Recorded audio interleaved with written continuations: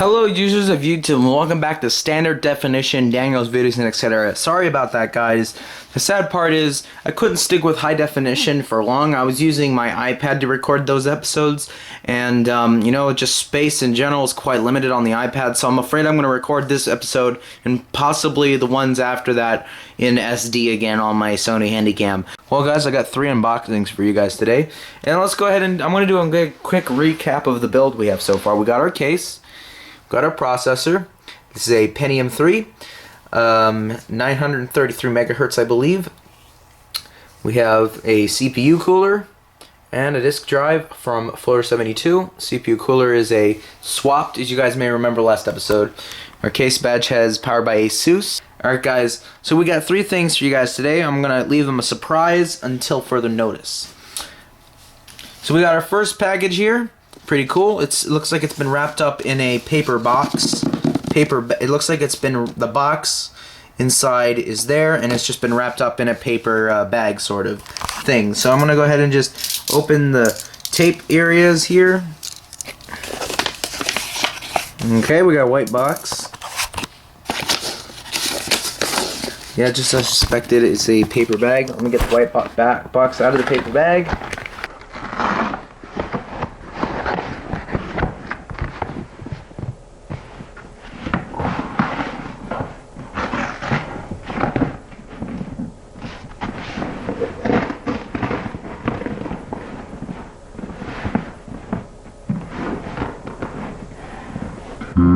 Pull it out of the side, guys. Slowly but surely, it's easing its way out.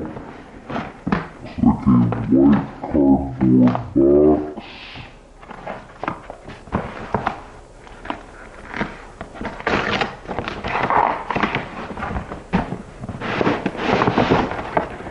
Alright. I got it. And this, guys, is what we got here in the mail.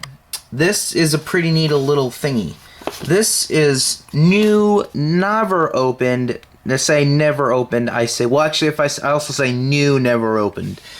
This is a never opened, manufacturer refurbished Creative Labs Sound Blaster PCI 128 voice sound card, featuring true 128 voice wavetable synthesis, 4-speaker output, direct sound 3D, real Creative Labs quality ES1373 chip. Line inputs and outputs include line and aux in, line out, microphone in, CD in, TAD, and aux in.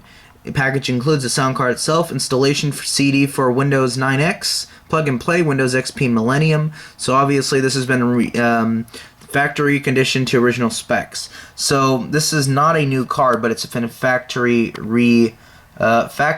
refurbished, and it was originally $19.99 for this.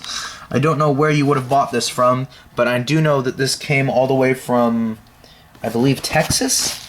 Was it Texas or was it California? Oh, that was it. It was Ohio, sorry, yeah. Came all the way from Ohio. So, there you go. So whatever it was came from Ohio.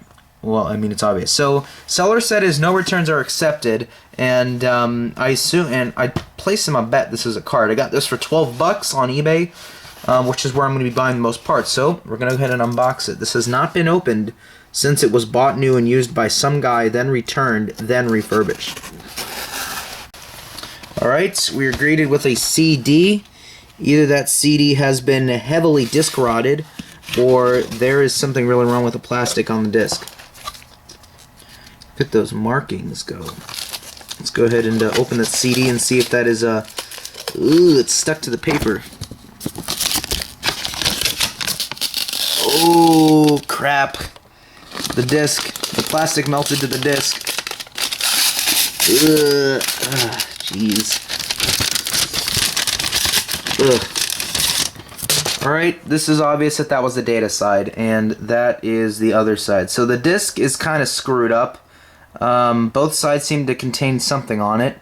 So the discs may be screwed up, but luckily Sound Blaster, I assume, Creative Labs still has the drivers for them. So the disc is damaged, sadly. Looks like this box has been exposed to heat. So probably it's, I don't know, this is, it says XP on it, so it had been probably reconditioned sometime between, and it doesn't say Vista, so it must have been reconditioned between, it's somewhere between 2001 and 2005. So it's probably been sitting in storage or whatever for about that long time. So we have that. Does it say anything else? It says plug and play WinXP and Millennium, so I don't know. So we have the installation CD that's just destroyed. Haven't seen a disc like that before. And we've got an anti-static bag. What I'm more concerned about is the card itself. The card looks okay. Nice, look at that. Brand new anti-static bag. There it is, reconditioned. Date was August 14th, 2001. So that's how long it's been sitting in a anti-static bag. And it's been sitting on that shelf waiting to be purchased. But look at that card, guys. Check that out, guys. Well, that's pretty neat. It does not say anywhere that it is Sound Blaster branded, which is sad. I was hoping it would. But, yeah. That is the card. We have the Creative Sound Blaster, a Sound Blaster chip. And we have a FCC label. It says copyright Creative Technology. No date on it at all. Assembled in Singapore. This card looks like it's brand new though. But yeah, that looks pretty neat. And then we got a Rev A.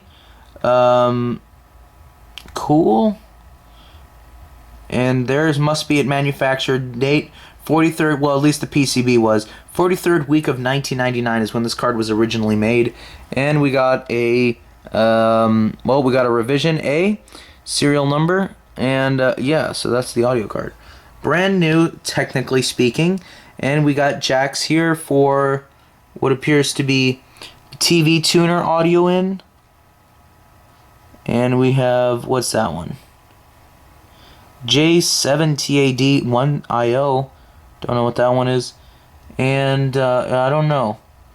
It says left and right though, so that's interesting. It does not appear to have a socket for front panel audio, so yeah, unless that's what that one is, a TIDIO. That could be front panel audio, although front panel audio would have more than just 4 plugs on it. And then there's a fourth area here. There's a second area that says speaker out, so it looks like you could have, there must have been a variant of this that actually had built-in or onboard speaker output capability. Well, that's fine. I'm alright with that. What else do we have on the card? We have, appears to be joystick MIDI, so I get joystick port, audio out, audio in, and microphone. I cannot test it until I get it into a computer, but for now, we'll assume it works, unless I just touched it to death and it is dead. But that's pretty cool. We got the CE symbol on there. Pretty neat. Assembled in Singapore, 1999. Really close. Next box. We got here is a box from Hemet, California. This is going to be what I was actually really, other than the sound card, this is another one I was really excited about too. This one is not going to come in a box, I don't think, but we got some packing peanuts, which I can reuse in my own selling, and the box, of course, can be used. Let's see. We got a CD. And yep, that's what we got. A VisionTek brand Xtasy 5632 GeForce2 GTS graphics card. Coming with the CD, hopefully intact.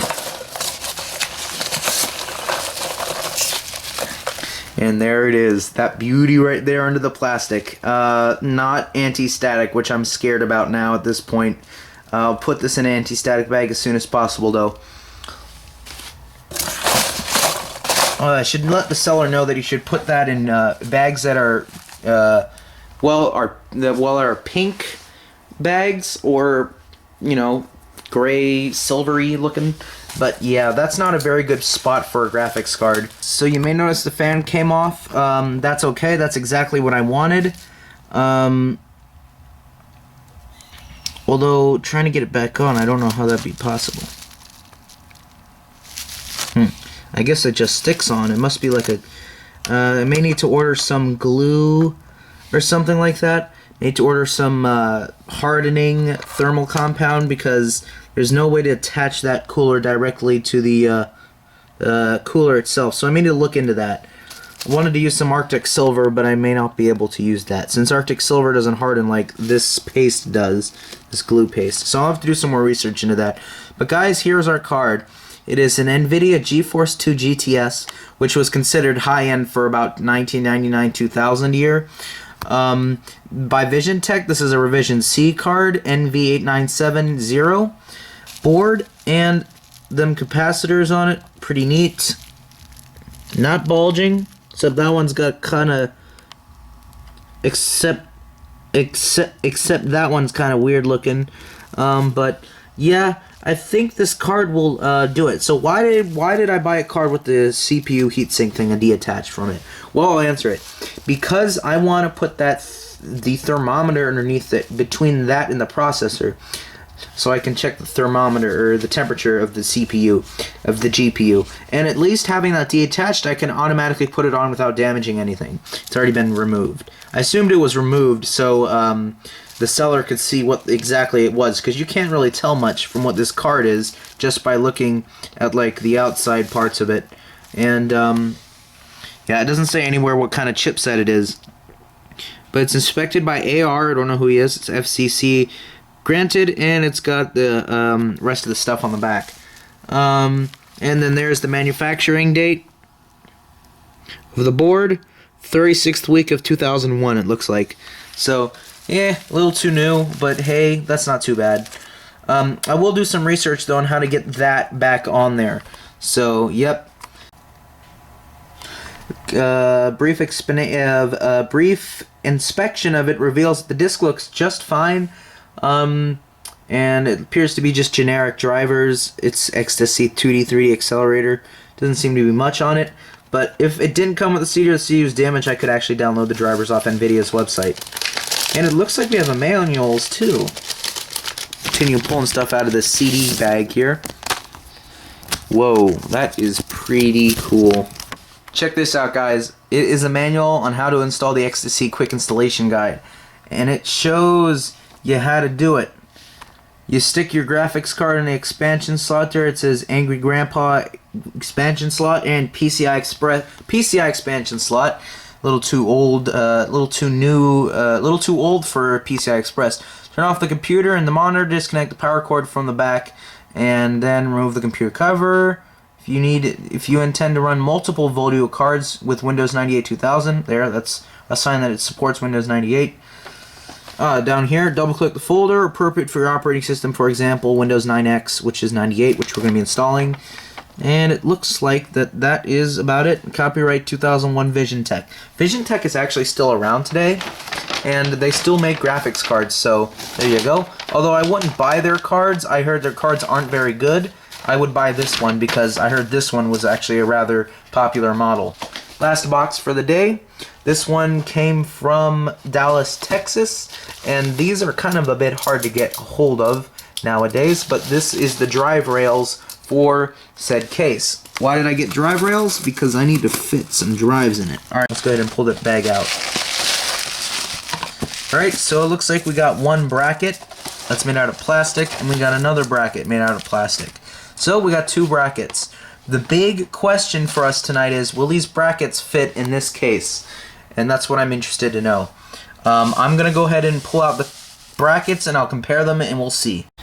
Alright guys, I pulled it out and it appears at first glance everything looks okay. Hole-wise, the holes line up in spots where it doesn't and does.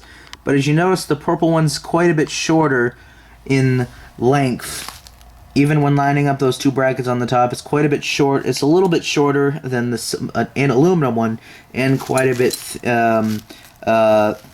thinner in width. So that might be a bit of a problem. We'll see. I'm gonna go ahead and stick this onto a disk drive, and we'll see if that'll work.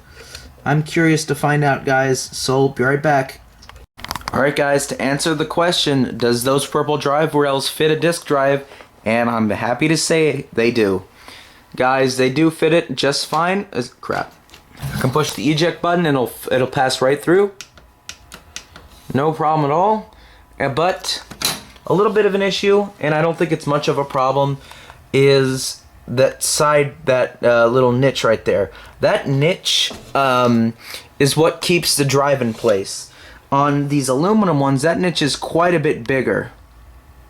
It's quite a bit bigger. On this niche, on this one is, well, it's quite a bit smaller. So that drive can move around pretty freely, going front to back, but it won't come out, so that's good. So as long as it won't leave, it's fine.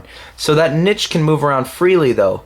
What does that mean? Well, that just means it moves around freely, but luckily it is in there tight enough to not move around so easily. So I can still push that button on the front and it won't push it around or anything, which is neat. I'm not sure if this drive will work if it's sticking out like at the bottom here, which is what these aluminum ones can do. I'm thinking that I can have one of the disk drives, the pass-through parts right here, I'll mount those as one of the disk drives and then use the aluminum ones maybe for the 5 1/4 inch floppy disk drive. But yep, guys, that's pretty much it for this episode of Daniel's Videos and Etc. Guys, all this fun little stuff here came with CD drivers and whatever, virus scan software, which actually turned out to be the drive rails, which I already knew. That's fine. Guys, I'm pretty excited for this build, and we got a sound card and graphics card, which is pretty good. I cannot test the graphics card out until I get a motherboard, which will probably be next time. And I won't be able to test that out until I get a power supply. So yes, guys, next time will be a new time for Daniel's Videos and Etc. and this episode of Daniel's Videos and Etc., which I said twice. Alright, guys, thanks for watching this episode of Daniel's Videos and Etc. Like if you like it, dislike if you hated it. I don't know, guys. See you guys in the next one. Catch you guys later, and thanks for watching.